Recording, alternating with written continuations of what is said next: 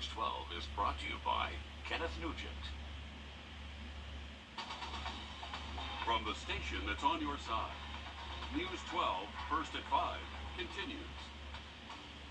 First at 5, debt relief for college grads, up to $20,000 for some borrowers. Claire Allen will be taking a closer look at the local impact when it comes to forgiving some of these student loans. And it's time to check your medicine cabinet again for expired items. This time, it's for those government-issued COVID tests. In just a moment, we'll talk about the new FDA revision that may stop you from throwing out those tests. But let's begin with that sigh of relief today for millions of Americans, students or grads, struggling to pay back all that student loan debt. Today, President Joe Biden announced his plan that will, among other things, cut some payments in half. Our Claire Allen spent the day at Augusta University, where, Claire, you actually broke the news to some students who hadn't heard about it yet. That's right, Meredith, and they were happy to hear it, but this doesn't just affect current students. I'm an example of a working 20-something still paying loans, and this helps me and a lot of my coworkers. But not everyone is happy about it. Even before today, the Biden administration has already canceled nearly $32 billion in student loan debt. Biden's new plan applies to all federal student loan borrowers. The amount of debt canceled depends on your income and if you receive a Pell Grant to attend college. Single borrowers who make less than $125,000 and married couples who make less than $250,000 without a Pell Grant will have up to $10,000 forgiven. If you did receive a Pell Grant, it knocks out $20,000 off of your student loan debt. Some of the AU students I talked to say this is a huge weight lifted off of their shoulders. I'm happy, I'm pretty sure a lot of other kids that struggle financially are happy with it too. So News 12 at 6 o'clock, I will tell what the next steps are for borrowers and when to expect everything to take place. And Meredith and Richard, South Carolina's governor is already speaking out about the president's plan. Claire, thanks very much for that from our newsroom. Just hours ago, South Carolina's governor did have some fiery words to say on Twitter, saying he's absolutely against the decision and against the entitlement culture of handouts. Yeah, Georgia Governor Brian Kemp has yet to make a comment. Going to give you a shot of the weather. Meteorologist Anthony Carpino says, and that forecast coming up in about 10 minutes, guys. Take it slow out there. Those streets are wet. Anthony, thanks. First at 5, a wave of gun violence in Augusta has claimed the lives of 3 victims, and now Richmond County deputies have released the name of the suspect wanted for the deadly shooting, the latest one on 5th Street yesterday. 32-year-old Cornell Thomas, the man on the screen here behind us. Coming up later tonight at 6 o'clock, we sit down with the family of Cynthia Wright. They are now calling for the violence to end, and questions are still surrounding that case. Columbia County deputies are asking for your help finding a missing teenager tonight. Alexis Van Gilder was last seen around midnight yesterday leaving her home in Martinez. She is described as 5'2" and 100 pounds. If you have any information, please reach out to the sheriff's office. A new law in effect today to keep ghost guns from ending up in your neighborhood. Under this new rule, anyone who sells one will have to abide by the same rules and regulations as those who sell traditional guns. That includes keeping those records longer to better support tracing efforts. Under this new law, manufacturers and dealers of ghost guns have to be federally licensed. Parts used to make the weapons will need serial numbers, and buyers have to undergo a background check. A student at an elementary school in the outskirts of Metro Atlanta has tested positive for monkeypox. Newton County school officials confirmed the case in a statement posted on the school's website Monday. The school district says they are taking measures to thoroughly clean and disinfect classrooms. The CDC has reported more than 15,000 cases nationwide. 1,200 of those cases are in Georgia. Augusta has 2 confirmed cases so far. South Carolina has 90 cases across the entire state. We know thousands of you took advantage of the government's rollout of free at-home COVID tests months ago. But what some of us might not know, those tests have an expiration date, and that expiration date has either passed or it's quickly approaching. So what is the real risk of taking an expired test at home? Lowell Rose has the answer from the FDA. Before you rush to swap that at-home COVID test, check to see if it's expired or extended by the FDA. This is going to vary by brand, and that information is still going to be that any amendments to the shelf life of those individual test products is going to be connected to the lot number that's on the test. Every test has a lot number attached to it. The FDA extended the life of some products after the manufacturer provided data showing the shelf life is longer than what was known when the test was first authorized. This applies to tests sent by the government and those bought at the store. Go to the FDA website or go to the manufacturer's website. Make sure that you have an authority backing you buying a COVID test kit that's beyond the shelf date. Make sure you have an authority behind that before you buy. Crotch, one of the manufacturers for the test kits sent to me earlier this year, said the shelf life of their product was extended an additional 3 months by the FDA in June to a total of 9 months from the manufacturer date. You cannot find any evidence that the expiration date has been extended, and you are not able to call us to help verify whether or not it's been extended or not. I would advise not to use the product. At Doc's Pharmacy, the at-home tests are not expired yet. The FDA has extended their shelf life from November to March of 2023. Now that we have that extension, we have some authority to back selling it or using it beyond the shelf date as criminal laws. Good to know. Check those dates. And if you have any expired tests or if you're unsure of your results, you can contact your local health department for more information about that. Yeah, interesting stuff there, though. Due to a trauma at one of our local hospitals, the Shepherd Community Blood Center is in urgent need of type O blood. Here are some upcoming drives for you to help roll up your sleeve and save a life. Aiken Regional Medical Center is hosting a drive right now. You can still get out there. It ends at 8 o'clock tonight. Then on Thursday, the Columbia County Government Complex will have a blood mobile there from 10 to 7. On Friday at Hepzibah High School, they'll have a drive from 8 to 1. Still to come, we'll tell you about a local group that's helping new and experienced moms support and connect with each other. Anthony? All right, as we go through the next couple of hours, still going to be dodging a few isolated to scattered showers. More storms starting to fire up around the Allendale area. These are going to continue to move off to the east-northeast. We'll have a full check of that forecast coming up next. Are you ready for some fun? Yes, the Make This the Summer event is on at Milton Rubin, and it's big. New 2022 Gladiators from Sport to Rubicon, diesel or gas models. You choose at Milton Rubin Chrysler Dodge Jeep Ram. Yelp is working to make it easier for women looking for abortion services to find them.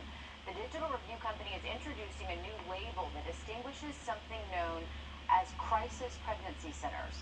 Yelp says its new system will help distinguish crisis and faith-based pregnancy centers from medical healthcare providers. This next story is for all you moms out there at home. There now is a new organization for women, made by women, that offers community support and fun for them and their baby. So Will Vogue caught up with him to find out how you can catch their next event. Welcome to the Moms Club. We're just a small group of women who really find support and connection with each other. Moms stands for Moms Offering Moms Support. Hey! Kelly Bratcher is president of the Evans chapter. She's a mother of 2. Red sticker, tough some days, there's ups and downs, and this group offers a lot of support. Bratcher discovered this club after moving to the area a few years ago. Didn't know anybody, didn't know the area at all. I don't have family here, so this group has been so crucial to making me, feel welcome and settled in the area. She says that's the goal of the group. Many of the women here are new moms going through the same challenges. Bratcher hopes this club can allow them to help each other. For moms, it can sometimes be really isolating to be a stay-at-home mom, and this is a great way to get out, connect with the community. They do that through different activities like play dates, service projects, and more. It's just a really great experience for moms to get support and connect with each other, and kids get to play at the same time. And in this club, trips to the park aren't just for the kids, they're for the moms too. In Evans, Will Volk, on your side. Definitely a win-win for everybody involved there. But Bratcher says they're an open club, so if you're interested in checking them out, they're going to host a meet and greet on Tuesday at 9 in the morning. It'll be at the Columbia County Library Park, and one of the great things about our community, it's a military community. So I'm sure there are a lot of moms who move here and don't have family know here. so, yeah. Right, and so this could be great for them. Good So support. absolutely. Absolutely. And we're looking, I'm looking at all that green. In the CS array anytime soon. Locally over the next 7 days, staying below average temperature-wise, and it's going to be muggy over the next couple of mornings with temperatures staying in the 70s. All right, thanks for that, Anthony. America's fastest growing sport is coming to Columbia County. First Alert meteorologist Mikhail Hannah Harding was out of Blanchard Wood Park this morning for our lifestyle show Morning Mix. They're now offering classes for adults. It is pickleball. Yes, it is. A lot of people know this already, and once you play, they say, man, you become a fan of this sport. It's so popular.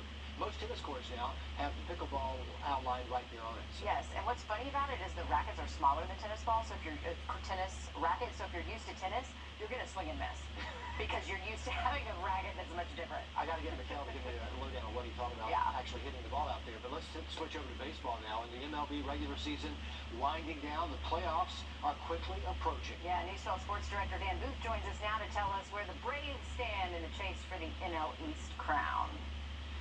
Thank you, Richard and Meredith, and good evening, everyone. At one point this season, it looked like the New York Mets were going to run away with the NL East. But then, the Braves decided to kick things into high gear, winning 13 out of their last 15 games. This afternoon, the Braves were looking to keep that hot streak going against the Pirates in Pittsburgh. Smoke to center. And deep. Reynolds back. And it's gone. Straightaway center. Just like that, the Braves are up 2-0. Top four. Bases are loaded for Dansby Swanson. He slices this ball down the right field line. He ends up being a bases clearing double for Swanson here. Now Atlanta's up 7-0 after Acuna scores on that nice slide. Top eight. Braves still up by a lot. It's bases loaded for Matt Olson. And not only does he hit a grand slam, but this ball was hit so hard it left the park and landed in the river. The Braves sweep the Pirates with an impressive win, 14-2. This win means that the Braves are within 1.5 games of the New York Mets in the NL East standings, which means that we're going to have some really exciting baseball with about a month or so to go in the season. All right, movie lovers, listen up. The deal of the century is back. Coming up, we dig around to see if MoviePass will work this time. The Limelight.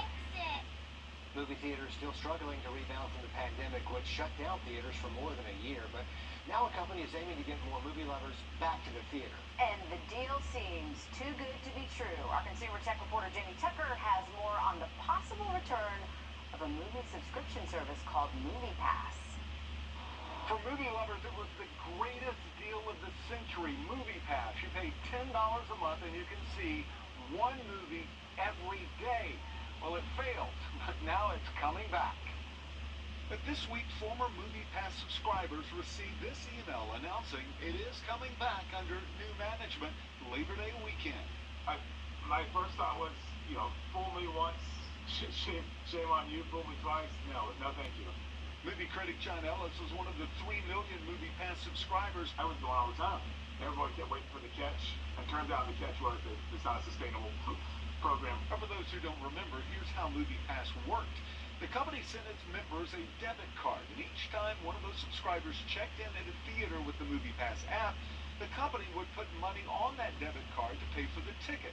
But with millions of subscribers, MoviePass was losing $40 to $45 million a month.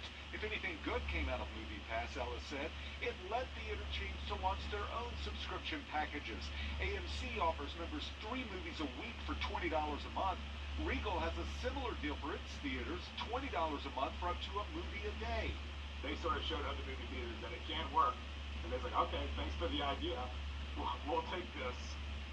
See you later. With those chains having their own membership deals now, Ellis says they have no reason to offer any discounts to MoviePass, leading him and other former subscribers to believe the MoviePass sequel will be a box office flop.